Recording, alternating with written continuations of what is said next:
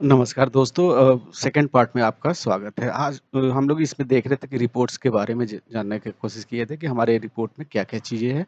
जो मैं पार्ट 1 में हम लोग जैसे देखे थे कि हमारा 4 पेज था जो जिसमें से 3 मेन पेज थे। ये डेटा पेज, डैशबोर्ड की पेज, फिर हमारा रिपोर्ट की पेज और एक नोडा की पेज।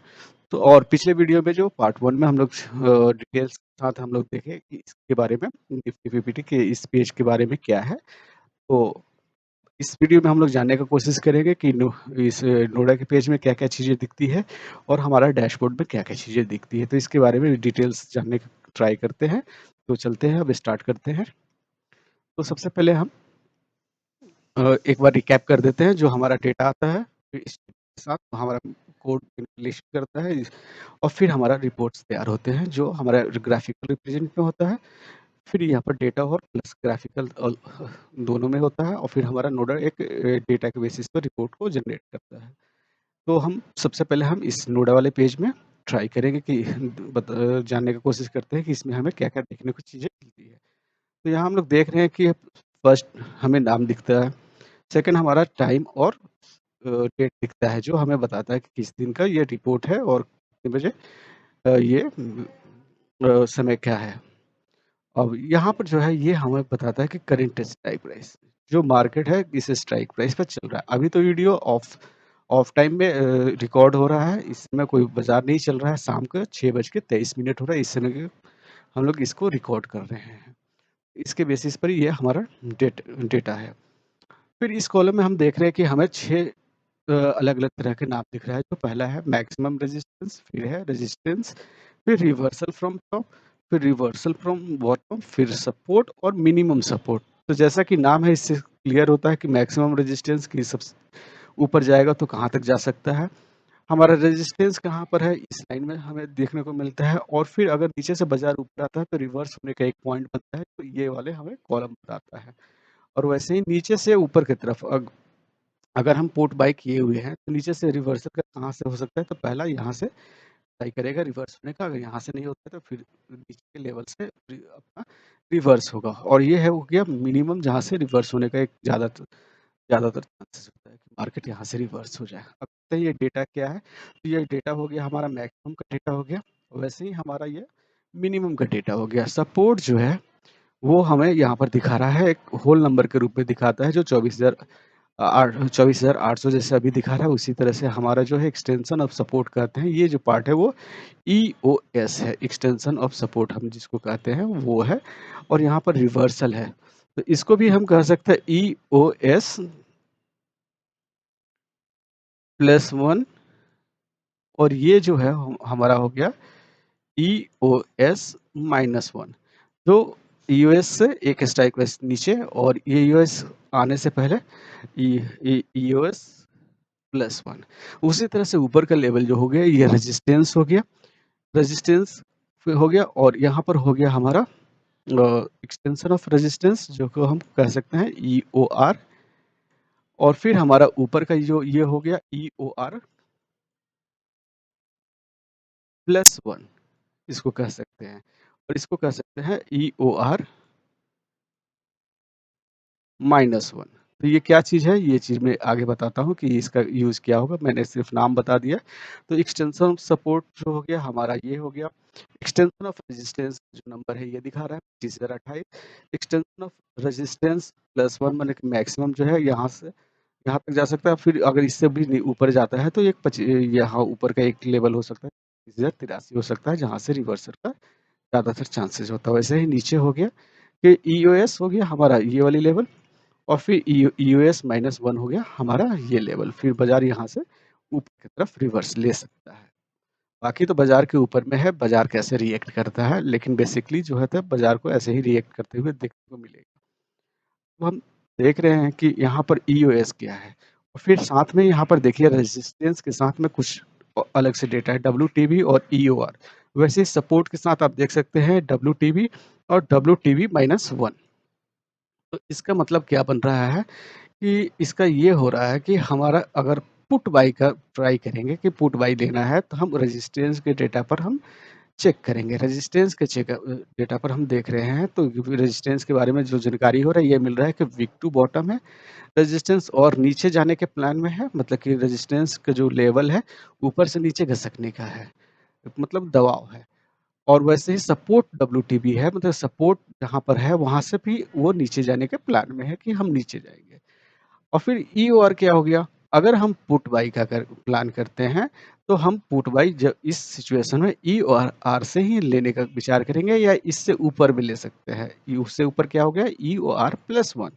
वैसे ही नीचे में यहाँ पर देखिए, सपोर्ट से जब कॉल का प्लानिंग करेंगे, तो कॉल का बेस्ट प्लानिंग कहाँ से हो सकता है? W2B बॉटम का जो लेवल है, वहाँ से एक स्ट्राइक प्राइस नीचे, मतलब कि ये वाली स्ट्राइक प्राइस हो गया। तो यहाँ से हम एक अच्छा से कॉल का प्लान कर सकते हैं। अगर यहाँ पर ये लिखा मिलता कि ईओएस, तो हमारा ये वाली लेवल होती है जहाँ से हम कॉल का प्लान कर सकते हैं। अगर यहाँ पर आ जाता है इंडिकेशन ईओएस -1, सॉरी +1, मतलब कि यहाँ से हम खरीदारी कर सकते हैं कॉल का। वैसे ही रेजिस्टेंस में हो गया, जब यहाँ पर इंडिकेशन ईओआर है, तो यहाँ का खरीदने का क्या प्लान हो रहा है?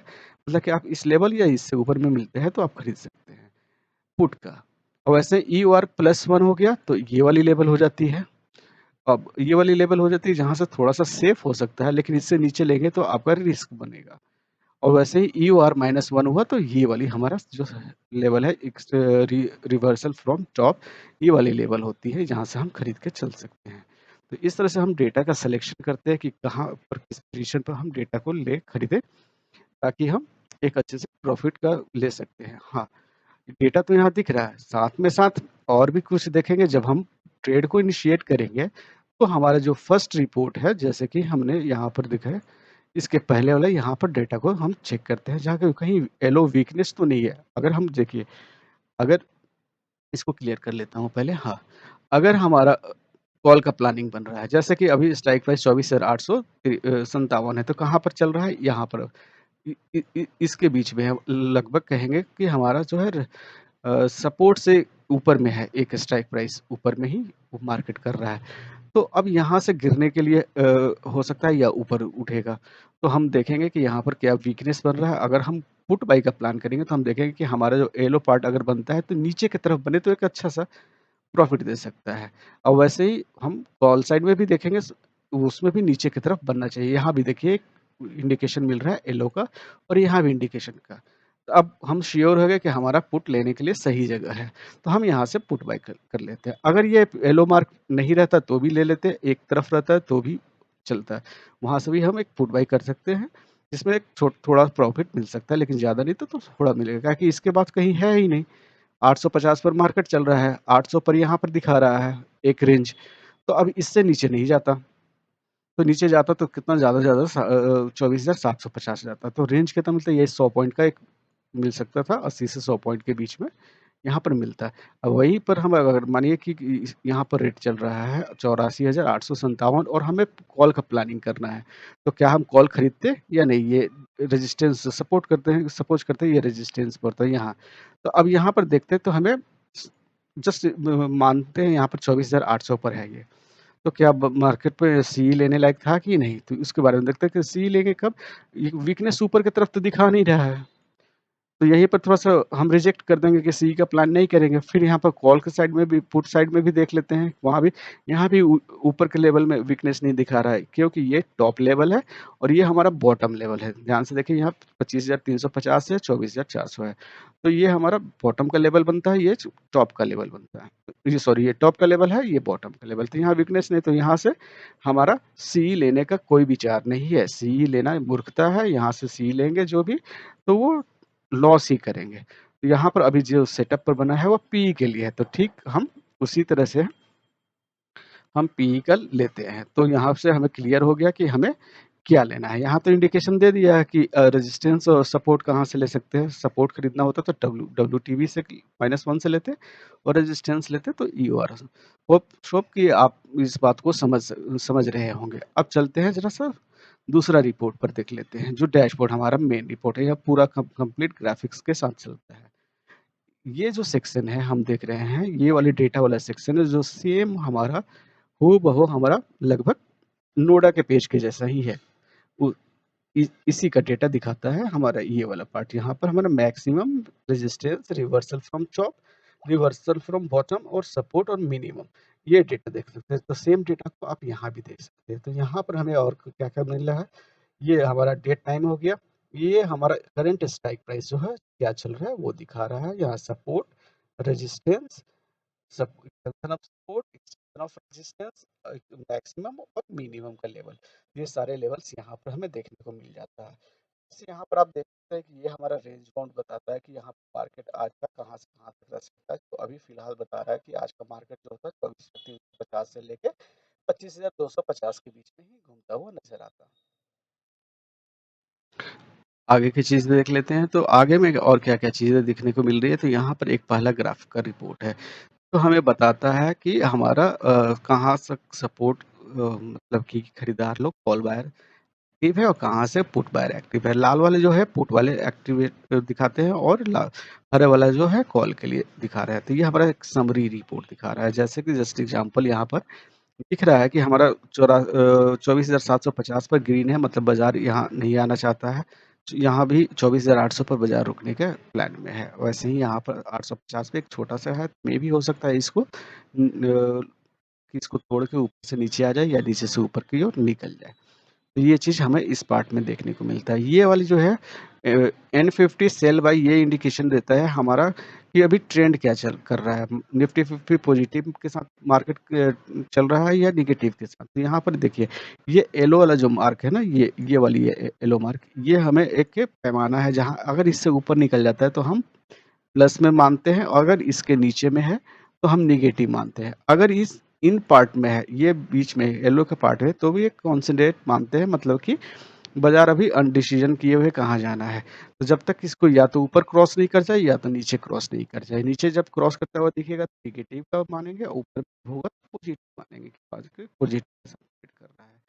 ये जो सेक्शन है C2 मार्केट इंटरेस्टेड एरिया, इसमें क्या हो कि एक्चुअल मार्केट क्या चाहता है, किधर रहना चाहता है, वो बताता है एल कि हम कहाँ रहना चाहते हैं। तो ये दोनों कॉल और पुट के बेसिस पे बना हुआ है, जो हमारा जैसे दिखा रहा है 24,750 पे। यहाँ पर देखिए कॉल लोग हायर एक्टिव है, वैसे 24,800 पर भी है, 24,850 भी है।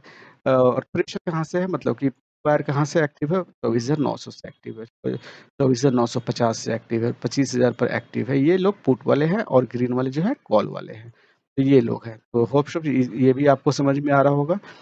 अब हम देखते हैं कि एक और ग्राफ है जो हमें दिखा रहा है ये वाली।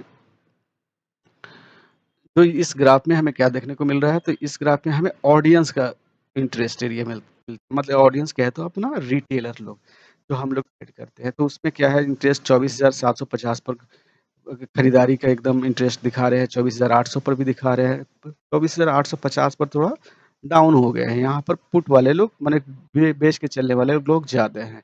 वैसे ही यहाँ पर देखिए 24,900 पर भी पुट वाले हैं, 24,950 पर भी पुट वाले हैं, और 25,000 पर भी पुट वाले लोग इंटरेस्ट है बेच के चलने के लिए। तो हमारा मेन जो होता है ना, कि जो मार्केट में हम लोग देखते हैं, तो कॉल और पुट का दोनों का ग्राफ देखते हैं कि किधर सिमिलर दिख रहा है। जैसे कि यहाँ पर देखिए, ये लाल वाला कम है और हरा वाला लंबा है। तो लाल वाला कम है, हरा वाला लंबा है, ये भी ठीक है। तो ये वाली एक पॉइंट हमें मिलती है और ये वाली पॉइंट मिलती है, जो हमारे सॉरी, ये वाली पॉइंट 800 के पॉइंट मिलती है, मतलब लगभग सेम इंडिकेशन दे रहा है। मतलब बाजार भी 850 से ऊपर जाता है, और यहाँ भी है रिटेलर भी, वो भी चाहते हैं कि 800 से ऊपर है, क्योंकि 850 पर खरीदारी कर रहे हैं। तो जो खरीदारी करके चलेगा वो स्वाभाविक है कि ऊपर जाने का प्लान करेगा। तो इन दोनों का चार्ट मिल रहा है, तो मतलब कि यहाँ से बाजार चाहते हैं कि हम ऊपर ही रखेंगे। तो ओवरऑल आज बाजार 24,850 से नीचे नहीं जाता। तो यही इन दोनों को ग्राफ को मिला के इंडिकेट कर लेते हैं कि नीचे का कहाँ तक जा सकता है और ऊपर जाए तो कहाँ से जा सकता है। तो इस तरह से हम इस चार्ट के द्वारा हम थोड़ा-सा एनालिसिस करते हैं। फिर आगे देखते हैं कि इसमें क्या है। तो यहाँ देख रहे हैं कि नीचे की तरफ हम और भी चीज़ें हैं जो हमें मिलता है, एक इंडिकेशन मिलता है। इंडिकेशन क्या है, तो यहाँ पर एक प्रिडिक्शन कर सकते हैं कि जहाँ से हम कहाँ से कॉल ले सकते हैं, एक छोटा-सा समरी मिलता है, और कहाँ से पुट ले सकते हैं। तो ये एक बाइंग का ज़ोन होता है, टारगेट हमारा फर्स्ट, सेकंड और थर्ड के रूप में यहाँ पर शो करते रहता है। तो यहाँ से हमें टारगेट देखने को मिलता है। उसी तरह से नीचे आते हैं, नीचे में और क्या देखने को मिल रहा है? तो यहाँ पर हम देख रहे हैं कि एक बार चार्ट है, सॉरी यहाँ पर एक लाइन चार्ट है जो बता रहा है कि हमारा रिपोर्ट कैसा है। तो यहाँ पर देखिए, यहाँ पर कॉल और पुट का दोनों का ग्राफ दिखा रहा है। तो ये जो मेन लाइन है ना, ये वाली लाइन जो है ना, ये इंडिकेशन देती है कि बाज़ार वहीं पर एक्सपायर करने का प्लान में है। इसी के आस प्लस माइनस 10 और के रूप में यहाँ एक्सपायर करती है। जैसे कि ये लाइन कहाँ पर आज क्लोज़ हुआ है, 24,850 और 24,850 ये वाली लेवल है, ये वाली लाइन है। इससे थोड़ा-सा ऊपर ही है, मतलब 24,850 से थोड़ा-सा ऊपर का है, तो 5-10 पॉइंट का लग रहा है, क्योंकि यहाँ पर देखिए 24,900 है। तो इसको डिवाइड कर दीजिए इस एरिया को छोटे-छोटे पार्टों में, फिर आप एनालाइज़ करें। ये मिडिल पार्ट हो गया, फिर इसका सेंटर हो गया, ये 25 हो गया, फिर ये इसका हाफ कर लीजिए तो करीबन 10-12 हो गया। तो बाज़ार को भी देखते हैं कि बाज़ार क्या हुआ था आज। बाज़ार को भी आप देख सकते हैं कि यहाँ पर जैसे स्ट्राइक प्राइस दिखा रहा है हमारा कितना, 24,857 के पास दिखा रहा है। देखिए बाज़ार भी यही इसी के पास में एक्सपायर भी किया है। इसी लेवल के पास एक्सपायर भी किया है बाज़ार आज। फिर नीचे देखते हैं, एक और चार्ट देखने को मिल रहा है। ये चार्ट क्या बता रहा है? ये चार्ट हमारा क्लोजिंग का डायरेक्शन होता है। तो क्लोजिंग किन 2 स्ट्राइक प्राइस के बीच में होगा। जैसे कि फर्स्ट क्लियर जैसा है, पिक्चर देखने से ही लग रहा है 24,850 से लेकर 24,900 के बीच में क्लोज होगा। सेम दोनों वही इंडिकेट कर रहा है कि आज हो सकता है बाजार इन्हीं 2 स्ट्राइक प्राइस के बीच में क्लोज है। अगला चार्ट जो है वो कंप्लीट ओआई के बेसिस पर ये चार्ट को दिखाता है कहाँ पर कॉल राइटर और कहाँ पर पुट राइटर लोग एक्टिव है और कहाँ से निकल रहे हैं। एकदम क्लियर आप जैसे देख रहे हैं, कुछ लाइनें नीचे है, कुछ लाइनें ऊपर है। ऊपर की लाइन मतलब कि एक्टिव दिखा रहे हैं, जैसे कि ये सब एक्टिव है। यहाँ पर कॉल लोग एक्टिव है, यहीं पर पुट राइटर जो है एक्टिव है, इधर एक्टिव है। और नीचे का जो है ना, यहाँ से एग्जिट कर गए हैं कॉल राइटर, फिर यहाँ से पुट राइटर एग्जिट कर गए, यहाँ से पुट राइटर एग्जिट कर गए। तो ये सब मतलब कि बाहर निकल गए, मतलब बाजार नहीं चाहता है कि हम यहाँ पे जाएँ और इस लेवल पर हम नहीं रहना चाहते हैं, ऊपर की तरफ जाना चाहते हैं। अगर बाजार थोड़ा-सा और रुकता तो ये मेबी ऊपर निकलता, लेकिन ऊपर निकलने के लिए यहाँ पर इसको 950 का तोड़ना ज़रूरी था। इसको तोड़ता तो फिर 25,000 का लेवल, नेक्स्ट लेवल आपको देखने को मिल जाता, क्योंकि यहाँ से तो पुट बायर सारे निकल चुके थे। ये चीज़ इंडिकेशन था। तो उम्मीद करते हैं कि ये चीज़ें आपको समझ में आ रही होगी। तो यही सारी चीज़ जो है हमें इस रिपोर्ट में देखने को मिलता है। तो एक बार फिर से समरी में बता देते हैं, हमारा मेन रिपोर्ट यहाँ पर है। डेटा कहाँ से आता है? जो एवरी मिनट पर रिफ्रेश होता है। सेकंड, हम इस डेटा में हम देखते हैं कि हमारा वीकनेस किधर है, वो चीज़ इंडिकेशन देता है, कुछ परसेंटेज बताता है, जो बढ़ते घटते रहता है उन पर फोकस करते हैं। जैसे कि यहाँ पर ये जो है ना, येलो मार्क 98% पर दिखा रहा है। अगर इधर मूव करना होगा तो ये धीरे-धीरे बढ़ते जाएगा। अगर ये धीरे-धीरे कम हो रहा है, मतलब ये इंटरेस्ट नहीं दे रहा है अब नीचे जाने का। वो या मे बी हो सकता है इसी पर स्थिर है या कहीं और पोज़ीशन बनाए। तो ये इंडिकेशन, तो सेम चीज़ यहाँ पर 93% है। अगर इसको नीचे जाना होगा तो 93 से 94 होगा, 95 होगा, ऐसे करते 100 होगा और ये शिफ्ट कर जाएगा। अगर ये कम होते जा रहा है तो ये भी नहीं दिखा रहा है इंडिकेशन नीचे जाने का, या तो अपने लेवल पर ही रहना चाहता है या तो और कहीं पोजीशन बनाना चाहता है। तो यही इंडिकेशन इसमें मिलता है। फिर हमारा डैशबोर्ड आता है। डैशबोर्ड में जो है जैसे बताया सारे ग्राफिक के रूप में है और यहाँ पर क्लियर सारी चीज़ नज़र आने लगता है। सपोर्ट रेजिस्टेंस के बारे में सारा कुछ हमें डेटा के साथ यहाँ पर आता है, जिनको हम लोग यूज़ करके अपने ट्रेडिंग वेबसाइट के में जाके लाइन को ड्रॉ करते हैं और फिर हम वहाँ से ट्रेड लेने का ट्राई करते हैं। चीज़ें समझ गए हो।